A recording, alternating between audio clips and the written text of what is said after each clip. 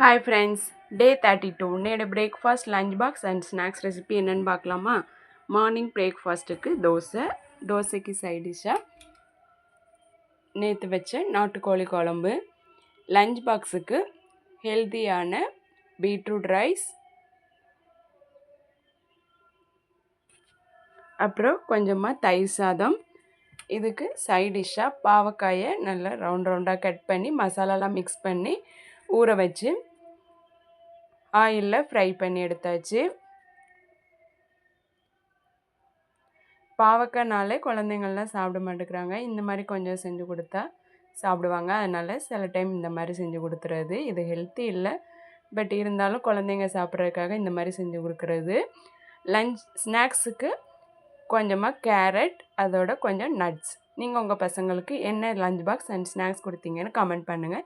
இந்த வீடியோ உங்களுக்கு பிடிச்சுன்னா லைக் பண்ணுங்கள், சப்ஸ்கிரைப் பண்ணுங்கள், கமெண்ட் பண்ணுங்கள், ஃபாலோ பண்ணுங்கள். உங்கள் ஃப்ரெண்ட்ஸுக்கும் ஷேர் பண்ணுங்கள். தேங்க்யூ.